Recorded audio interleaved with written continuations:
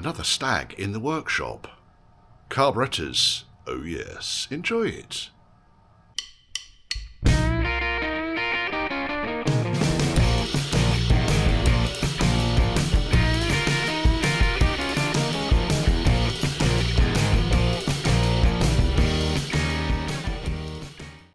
And before we start, please check you're subscribed, even if you think you are. If you're not, why ever not? If you want to contact me, then it's churchhouseclassics, and that's all one word, @gmail.com. And if you want to support the channel, and I really do appreciate every single donation, there's a PayPal me link scrolling down here. Both the email contact and the PayPal me link thing are in the description below this feature. Comment as well, all helps those algorithms.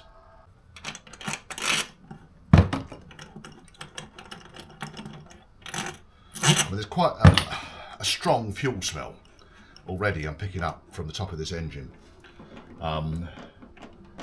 So I'm anticipating that, yes, it's flooding itself quite happily. That can go there. Take the float chamber breather off. And then inlet can come up. Actually, inlet isn't even connected up to... That pipe was not connected onto the front of the pedestal, which is not going to help it. Right, next, undo these two bolts down here and that bolt there, and I can get the throttle linkage off. The vacuum advance can come off. That can go over there.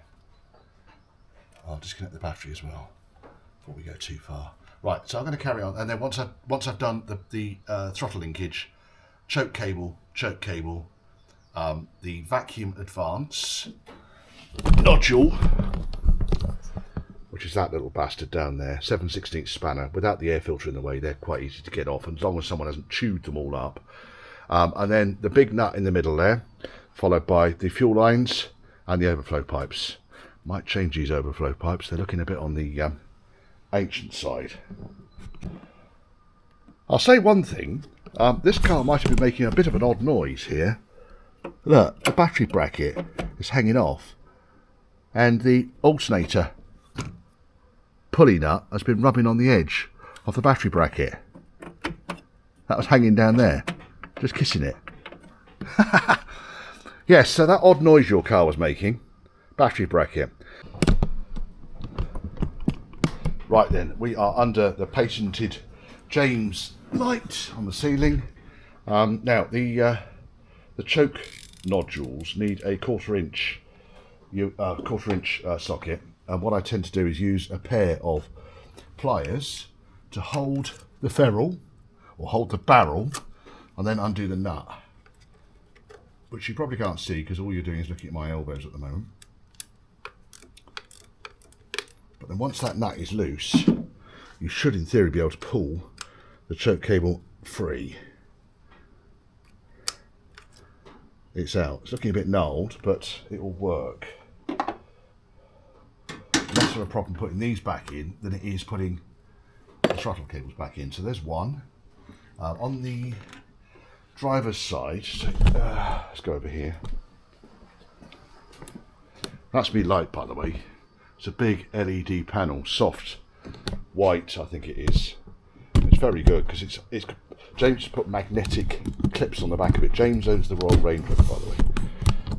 So he's put magnetic clips on the back of it, which means it works a little bit better. Now, on the driver's side, what I do is undo the nut on the choke module. I just take the whole bracket off because it makes life easier. It's all going back together again.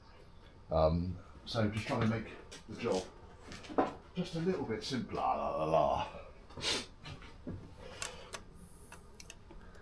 And then that comes off there. One nut. There should be a star washer underneath it. Nuts. And then the entire bracket should come off the choke module intact, and there we are. So when I take the nut off here, the quarter-inch nut, I hold that with my needle nose pliers and then undo the nut. Otherwise what you're going to be doing is twisting it, and it just causes aggravation. I need to get the breather pipes off. There's one. There's t'other. There's the last one. Now this should then come through. These are all a bit on the loose side as well, but it shouldn't cause too many problems. That's out of the way. Breather pipes. Okay. That now gives me quite a bit of access to access the two, quite a bit of access to access to access to access to access to access. The, oh look, there comes the rain. To access these two pedestal bolts. And there's two bolts down the back of the pedestal here, and there's one fixing on the front here. So we're going to do this chappy here. There it goes. That undoes the spacer in there, don't lose it.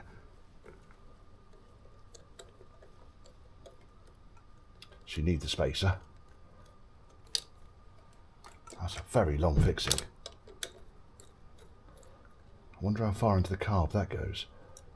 So we've got the spacer and we've got the bolt.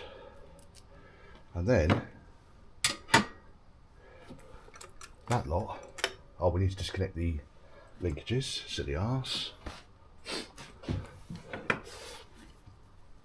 I don't like these plastic nylon plastic linkages. These appear to be the original style. In fact, do you know what was amusing then? That wasn't even connected at the bottom end.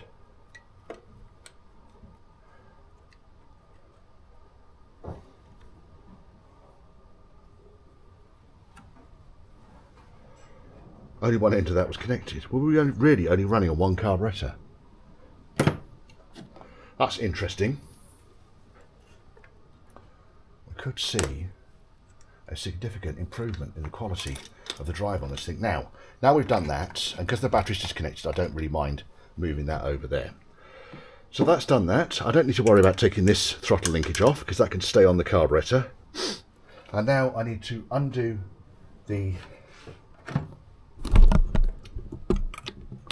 vacuum advance module. These so often get chewed up, and I don't understand why they get chewed up, but they get chewed up.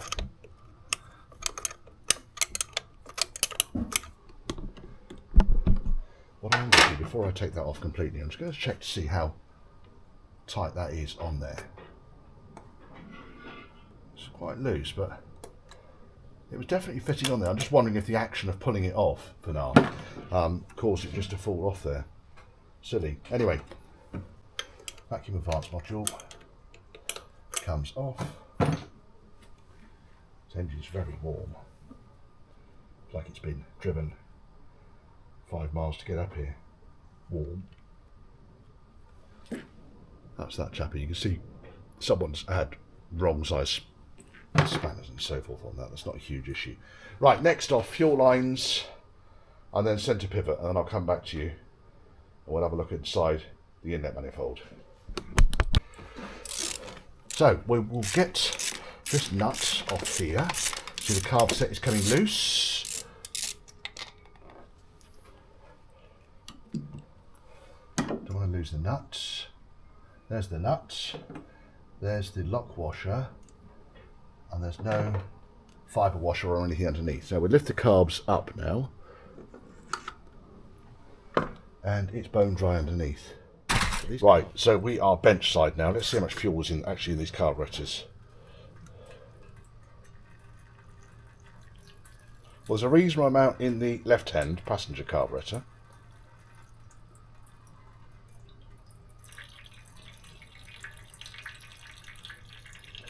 So the left-hand carburetor, I would say the float chamber was full up on that. You see it's still coming out. That's a healthy amount of fuel. Just going to tip that. But the other carburetor, not a busting knob.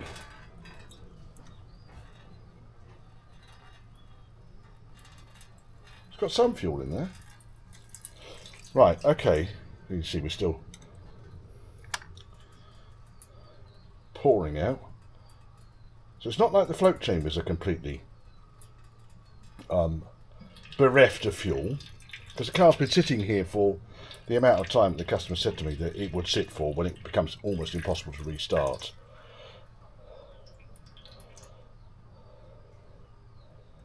Right, okay, there was definitely more fuel in the left carburetor than the right carburetor. In fact, what we're going to do here, to save ourselves a bit of time, let's just get the float turned off. Right, the other thing I like to try and do with these carburetors is hold the throttle half open and see how much movement we've got on the throttle spindle. Not a lot on that one. A bit more on this one, and it's these seals here that cause the problem. So I think what we'll do is we'll get each carburetor off the pedestal, work on one carburetor at the time, and I'll go over them and I'll show you all the gotchas that I will find on these. So we'll start with the right hand carburetor. Right, so first observations on this carburetor, apart from the fact some enterprising individuals use some biblical strength glue to put the gaskets in between the insulator and the carburetor. So I really did struggle to get these off, soaked them with petrol, and then eventually they came off. Now, that doesn't look right to me. That's the float height. So when you're measuring the float height, you've got the needle valve there, the float needle valve, and then you measure from, with no gasket, you measure from the base to the top edge of the float there, and that should be 17 to 18 millimeters. And we've got, I'm going to say 14 and a half. So already that carburetor will have been flooding. It would have been running way too high. So there's your first fault. That's always a good one. Nice and clean on the inside though. Very clean on the inside. But then grubby on the outside because there's been so much fuel. So the clean on the inside bit is probably quite encouraging, purely because I suspect that we're not going to need much more than gaskets on this carburetor. We don't know what the other carburetor, and just setting the damn thing up. The next observation I've got here is that the meter needle is wound in as far as it will possibly go. So this carburetor could not have been running more rich if it tried. So we've already got an under height float level setting. We've got a meter needle that's wound right the way in. And what does the jet look like? Jet looks about right. So to the outer lip on the jet, 80 thou below the bridge. To the inner part, 100 thou below the bridge, or thereabouts. Okay, let's proceed with the diaphragm on this is okay, it's in one piece. I didn't actually check whether the tabs were located. Looking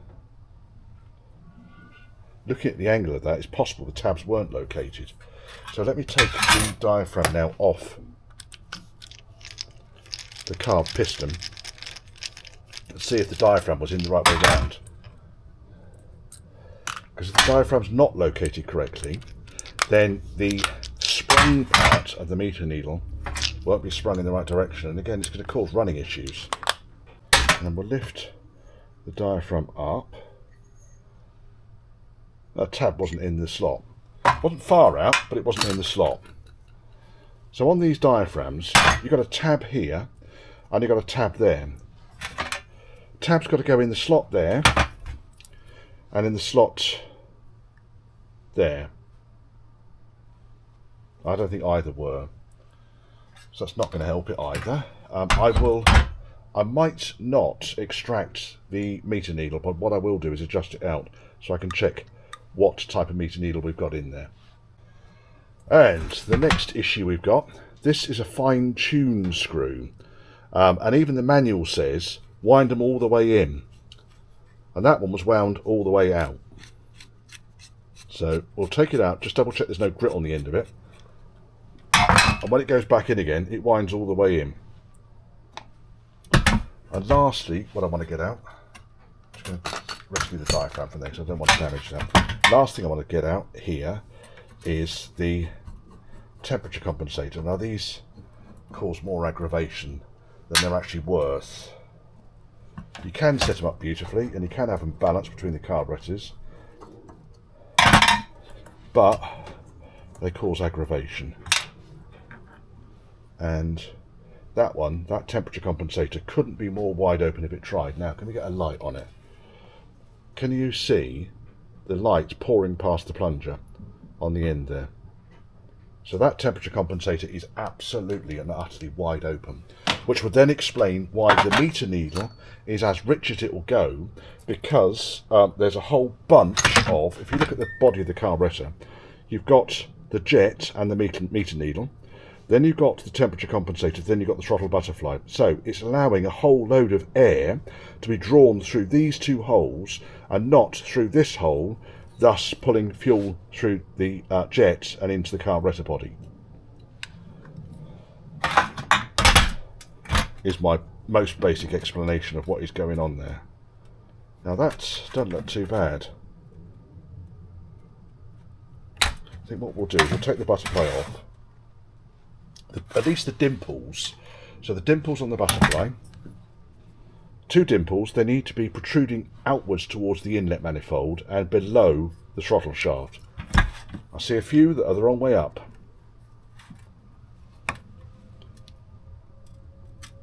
Thread lock, which is good. Butterfly screws out. Acceptable use of thread lock, folks. Acceptable use. Don't put them on bloody exhaust manifold bolts. So disc comes out. It's a little bit worn down the edges, nothing particularly serious. And then we can extract the throttle shaft. And that comes out. It's showing signs of wear, but it's got life left in it yet. Normally you can feel the ridge with your finger. In fact, let me go and get a throttle shaft which is shagged. Right, so this actually came out of a set of Stag carburetors, but this is an excessively worn throttle shaft, and there's a ridge there, there's an even bigger ridge there, so when I run the knife along, it stops at that ridge. And there, again, you can see the knife stops at that ridge. And the way I normally work them is if you can feel the ridge with your fingernail, because you've got quite sensitive tips underneath your fingernails, they're there to protect the nerves on the end of your fingers, I guess. If you can't feel a ridge with your fingernail, then they're good. But there's quite a bit of kind of leaking of fuel and so forth around the spring. You can see I'm just brushing it off. So I'm wondering if these seals on the ends here are shot. Now on the right hand carburetor there's only one. There's that chappy there. So I think what we'll do, because we've got that O-ring there is often missing on the temperature compensator as well, by the way. Let's do temperature compensator first, then I'm going to measure depth, then I'm going to reassemble. Need to take the cold start mechanism off and just check that's the right way up, and otherwise I think this has been a overhauled carburetor that's been fitted for a couple of years but was never set up. I suspect we should be able to get a fair bit more miles to the gallon out of this engine, I reckon. So when it comes to temperature compensators, undo the two screws on the plastic cover. Piece of cake. Old baking trays are essential for this sort of work because they stop the petrol soaking into your workbench and they're easy to clean out. And at the end of the day you can take them home and put the roast in. Right, okay, so now you've got a securing screw there, and that should be a nut. And then if I was to push down on this bimetallic strip here, you can see the plunger there goes down quite a long way. So now if I undo the securing, or sorry, the adjusting screw, there'll be some level of gibbonry going on in here, I'll tell you. So that comes out. Well, at least it's a machine screw. Got to be thankful for that. And then that comes, so the securing screw at the end comes off. And then I'll show you the two components, the two moving components inside the unit that cause all the aggravation. I've probably done a video on this before, but it's one of the more common faults that I find. Right, now that's your bimetallic strip. It is nice and straight, which is good. And there is the plunger. So the idea is that bimetallic strip will adjust and pull the plunger up and down. The plunger pulling up and down will, when it's down, it will seal that hole on the end there, When it starts to rise, it will allow air to travel through the body of the carburetor, through that hole there, okay, comes in through the air filter, travels down this tube here and into this hole here, and then as the plunger starts to lift up, air goes through there and then out through that hole and in between the jet and the butterfly. So it means you've got to make the jet run a lot richer in order to have it running nicely when it's all together. Now, the bimetallic strip obviously will only operate in one direction. Think back to your physics lessons. So there is actually a recess on the end of the temperature compensator that is angled and is designed to sit in there. So what we'll do is we'll secure the strip back in. Screwdriver will be nice. There it is. So that can go back in. Normally there's a threaded post on that adjuster. It could be that some of these temperature compensators had a screw, I don't know. So that goes in. Because these take seconds to sort out. That's in. And then we'll put the adjusting screw back in. Now hopefully this thread is correct for this screw. If it starts to tighten up before I close the plunger. Now what I'm really looking for is, I start to do this screw up and it is the right thread. What I'm looking for is air or light to go past the tip of the plunger, which you can see down there. I want to do it so that the plunger just closes and then I give it another half a turn. So as I'm doing the screw up now, it's moving the plunger down. Right, moving the plunger down, and then we're seated, and then half a turn. Right, that's now sealed that, so no air is going to go from there and out of there under normal operating circumstances. And that is a cheap device, and you can get these things running so beautifully without this, but you need this in place, otherwise you'll end up with a whole load of air just going through that hole there. So you do need them. Right, now the other thing is, when you're putting this together, you need to make sure you've got the O-rings and so forth. So that O-ring, and there's another O-ring in the base there which seals against the tip of the temperature compensator. Popped a new seal in here, so we'll see if that helps. The old one was okay, still compliant but quite stiff, but also it was kind of chamfered, so it might not have been giving the grip that it needs to grip. The other thing I've done is I've changed the two O-rings on the temperature compensator where it goes in there, screwed the fine-tuned screw right the way in. I've taken the float chamber needle valve out.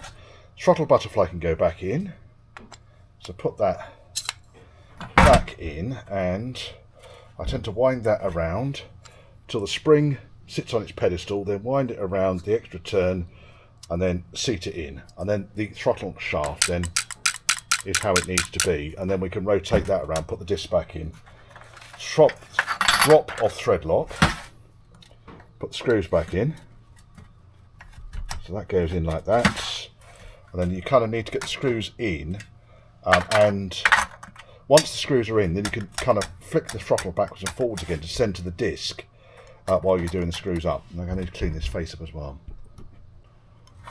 Right, screws are in, centre the disc up, nip the screws up,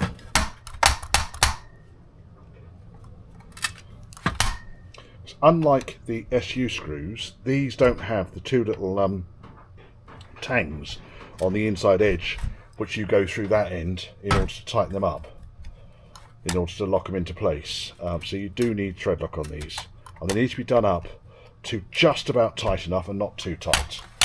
So that's good. Next I wanted to see if this screw here for the float chamber vent is adjusted, and I don't think it is. So the float chamber pin is not moving at all. It's moving enough though, so when I blow through there, the air's coming down through the float chamber.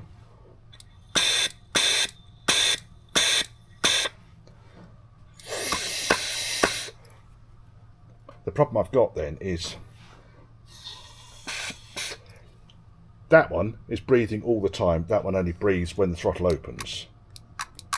So probably need to just adjust that screw a turn to bring that in very, very, very slightly such that it will allow the valve to work. Let's give that a turn. Has that worked? Yeah, it's gone quite a long way.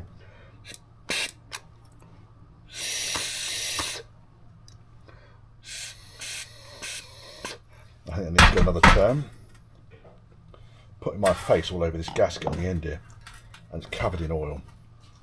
It showed my face. Right, let me get these gaskets off. Well, I think the idle screw was too far down, because probably because the carbs weren't balanced anyway. But you can see how much that now moves with the idle screw. So I think it's going to be one of those things that I might need to adjust once it's all together. Let's put it back to more or less where it was, which is there.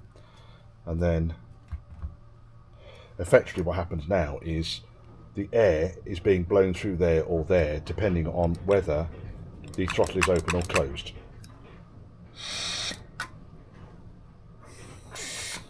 That works. That's fine. I'm happy with that. Right, cold start module next on this side.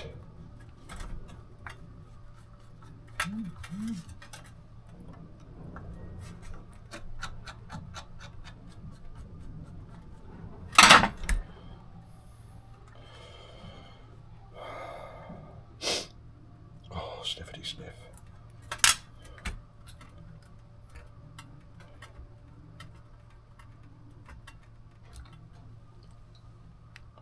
Bloody gasket. Hate the gasket in there. All appears to operate, just grubby. Right, floats back in, new needle valve, gasket off.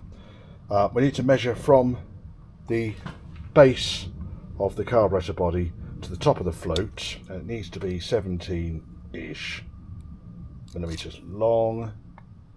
That's 18. That's about 17. So all you do is you just bend that little tab there, and that's all it needs. And you can see the float looks completely different in the way it's sat. So with that done, I can now, new gasket, float chamber back on. Cleaned up the face. That can go on. New O-ring on the bung on the underside. All supplied in the service kit. This is a service kit, and this kit number is from Burlen, and it is CDSK6. So Charlie Delta Sierra Kilo number 6, and that is for a single CD175 CDSE carburetor. Even comes with a nice new diaphragm, which I'm going to put in. Now, the diaphragm is thicker than the one that came off the car, so it's going to get fitted. We'll come to that in a second. Get this float chamber on, and then we can move around. So we've done the throttle, butterfly, seal, we've done the temperature compensator, we've done the float chamber and float, and we are working our way around. So new diaphragm, check the needle, and continue to reassemble this carb, and I'm going to repeat on the other one.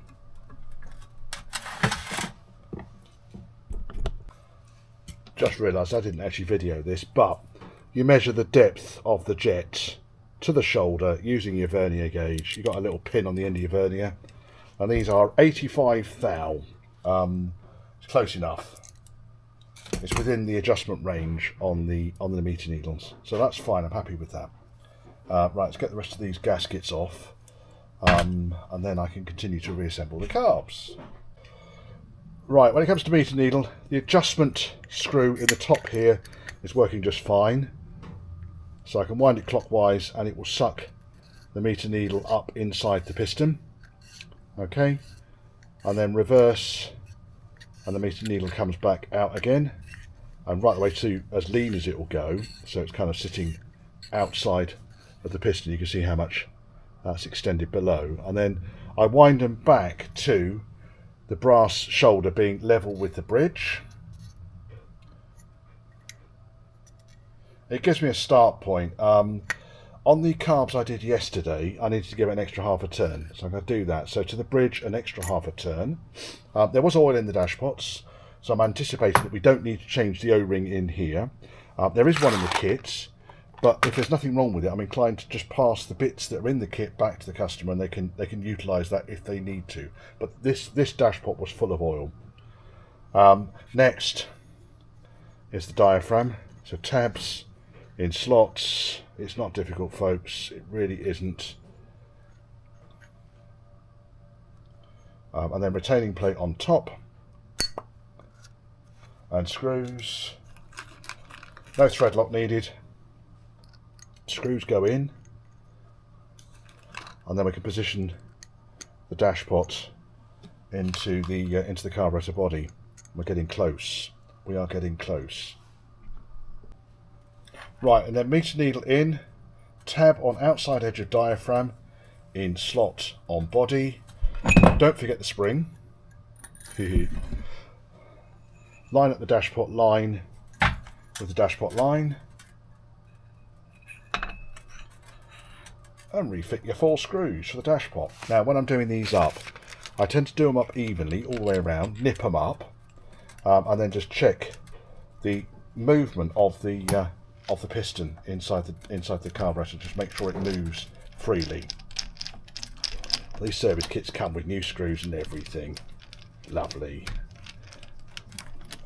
And the only thing I need to still do before I can refit this carburetor to the pedestal is to clean up the remains of the glued on gasket. Love them. I love a glued on gasket. And with those screws all done up nice and tight, it's dropping down to the bridge. It's not quite as assertive as I might like. It is dropping down. There we are. Just a bit of lubrication in there. Nicely. Right. Knock the camera over. Cable's in the way. Right. Let's get this other gasket off. And then I can put this back together again. 1 carb done. Right, managed to clean that face up. Now, this will go back together again with the new gasket, which I've got in here somewhere. And then I use something like Stag Well Seal as a gasket sealant. I don't do Tiger Seal on this sort of application because that's just silly. Right, so new gasket goes on there. It's supplied in the kits. Just need to get that sorted out, and then I can bolt this carburetor back on again. And once this carb is in place, I can start on the other one. I probably won't go through in detail what the other one is, but I will report back in just a few seconds with the faults as I take it apart and what I find. Right, we're back in the room. Okay, other carburetor. It came off the pedestal easier. Observations are the temperature compensator is at least closed to ambient temperature. I shall still wind it so it doesn't open. The diaphragm was the correct way round. The meter needle was almost as rich as it could get. The jet appears to be the right height. I still haven't measured it yet. The cold start module on the side was loose. So that's probably where a lot of this kind of fuel crap around the side of the carburetors come from. Some absolute and utter ham-fisted gibbon has thread-locked the entire thread on these throttle butterfly screws. So this one in particular was an absolute bastard to get off. And no apologies there for the swearing, folks. If you feel the need to dump an entire thread in thread lock before you assemble it into a delicate component like a brass throttle shaft, then really my kindest advice would be to step away from the carburetors. Just levels of stupidity there. I mean, look at the thread lock in all the holes there. Absolutely insane. Right, now this shaft needs to come out. This had to come out because I wanted to replace the seals on the shaft and also check the state of the shaft. Has got a very slight ridge on it. Less so at that end. I think it's acceptable. You can see here, I mean, the thread in there is good still, but I'm going to find another pair of screws. One of them, certainly this one here, you could see I was starting to twist. The flat head of the screwdriver was starting to distort the head of the screw. They don't need the entire thread dipping in thread lock, folks. I'm probably going to do a special feature on the idiots that use thread lock to the excess. Now, the other thing I found on this is that the mixture screw, fine-tune mixture screw, again, wound right the way out. So that will come out, get it cleaned up, check it's all okay, put it all back together again. Jet height. Oh my goodness. On. And zeroed. So then I will measure to the edge of the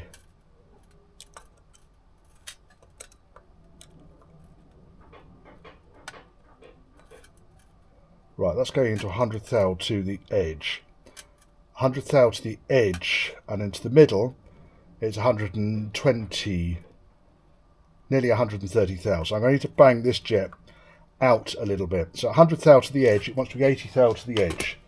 So that jet is too far in.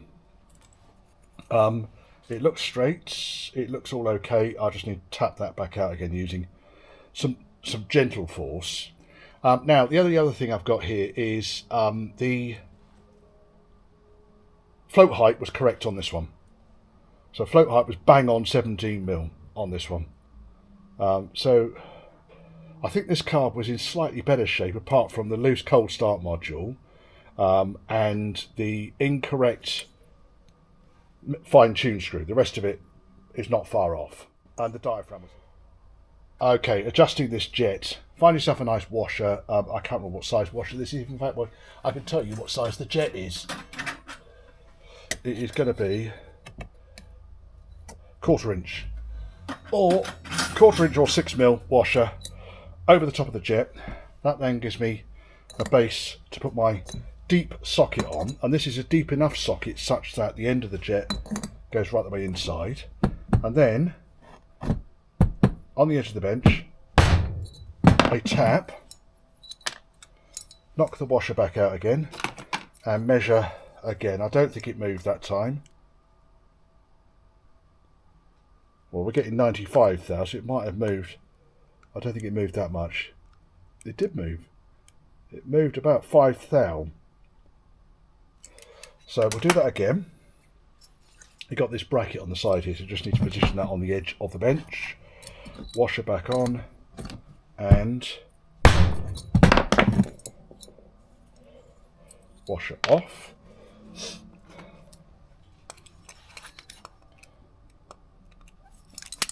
Oops, it's a bit of a faff.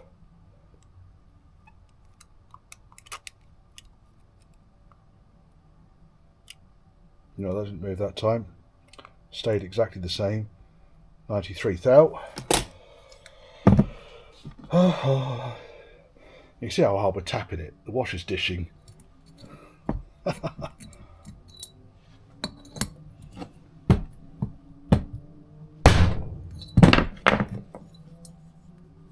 don't think that moved. I'll try that again. That felt like it moved.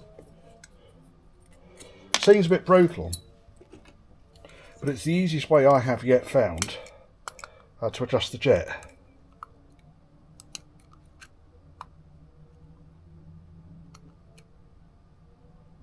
No, it's still 93. So I don't want to be moving it too far because I'm going to have to push it back in again. I don't want to do that. I could use a metal hammer, I suppose, rather than a nylon hammer. Well, that felt like it moved. So let's measure that now.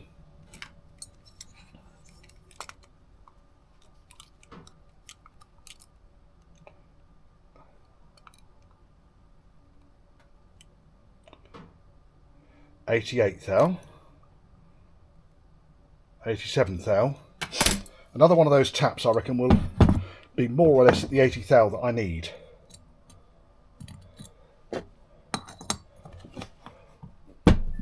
Big bang.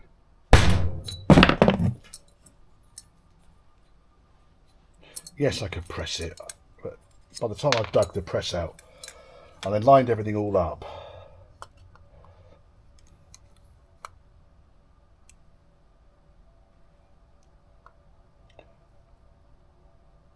Well, I didn't move that time. It's still 88 thou. Quite tight, aren't they?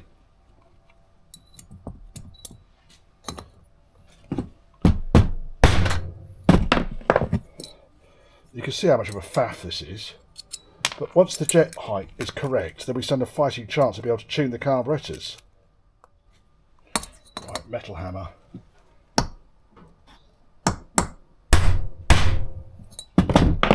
Trouble, it's difficult to know if it's moving the jet or it's just damaging the washer. I think that was damaging the washer. Nice cupped washer now.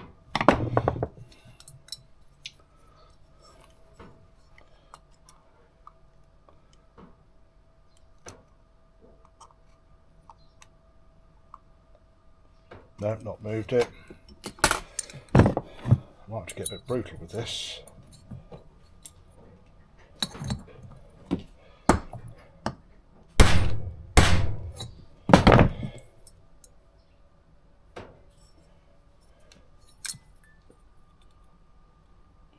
I'll take the washer off each time, because if I get all excited and find that the jet is at the right depth, I'll leave the washer in there.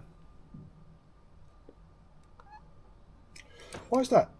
Oh, it has zeroed. Right, let's go in here. 85 thou. 85 thou. We're not far off.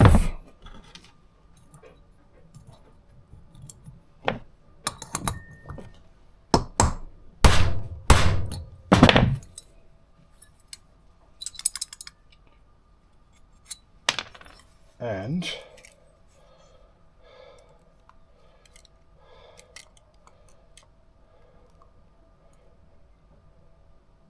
got a bit too far, 70 thou. So what I need to do now is mount in the vise and then tap with a drift that goes around the centre of the jet and push it back out again just by a millimetre, or by about 10 thou. I found again a long socket that fits exactly inside the jet hole. Just need to put an extension on that. Probably do it. And it's probably not going to need an awful lot because the jet's already moved, thank you gravity. So let's position that, and this goes around the outside of the shoulder. Oh, that felt like it moved. Let's measure that.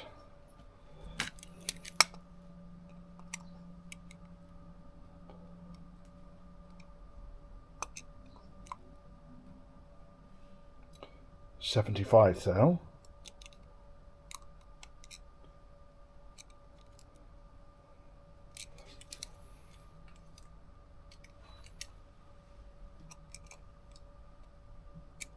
Right, we're on the shoulder. 75 thou, and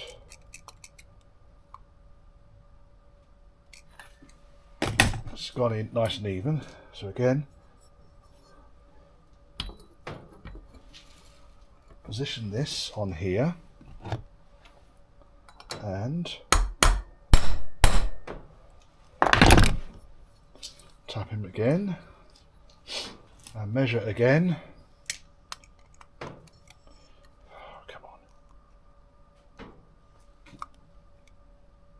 81 thou. 81 thou. That'll do me. Right, so jet's in the right location now. Now I can put the float chamber back together again. So I changed the needle valve, and then we can put the float chamber back together again. New gasket, and that's sealed the bottom end. We are all back together again. Put the pressure regulator on there, regulated that to just about 3 psi, and it's happy enough. Found a battery fuse box cover down there on top of the starter motor. It's always a good place to find them. The customer will be pleased that I found that for him. Now let's start it up, and I can put the air filters back on.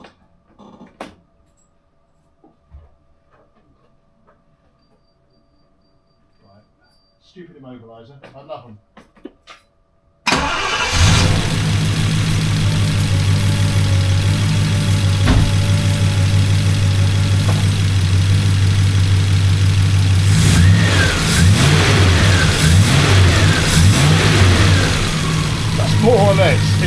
exactly where I baselined it to. So a quarter of a turn on one of the carburetors to richen it up, and it's sweet.